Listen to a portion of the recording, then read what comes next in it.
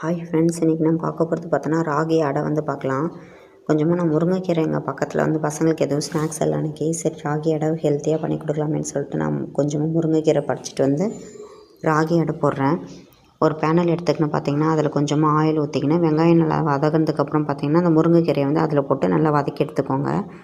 வதக்கி எடுத்துகிட்டு நம்ம ராகி மாவில் கொஞ்சமாக உப்பு, பெப்பர் ரெண்டுத்தையும் போட்டு நல்லா மிக்ஸ் பண்ணி வச்சுடுங்க.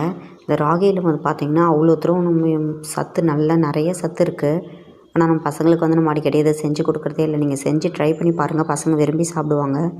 உப்பும் ப்ளஸ் பெப்பரும் போட்டு நல்லாவே மிக்ஸ் பண்ணி விட்டுடுங்க. மிக்ஸ் பண்ணிவிட்டு அந்த நம்ம வெங்காயமும் முருங்கைக்கீரையும் வச்சுருக்கோம்ல அதில் நல்லா போட்டு கலந்து விட்டுட்டு இந்த மாதிரி சப்பாத்தி மாவு அளவுக்கு பிசைஞ்சு வச்சுக்கோங்க. தண்ணி ஊற்றி சப்பாத்தி மாவு அளவுக்கு. ஒரு நம்ம ஆயில் கவர் வச்சிக்கினா அந்த ஆயில் கவரில் கொஞ்சமாக ஆயில் ஆட் பண்ணிவிட்டு நம்ம எப்படி தோசை எப்படி தட்டுவோமோ அடை எப்படி தட்டுவோமோ அதே மாதிரி வந்து நம்ம கையளவுக்கு தட்டிட்டு அதை எடுத்து தோசைக்கல்லில் போட்டு ராகி அடை ரெடி ஆகிடுச்சி. பிடிச்சிருந்தா சப்ஸ்கிரைப் பண்ணுங்கள். தேங்க்யூ.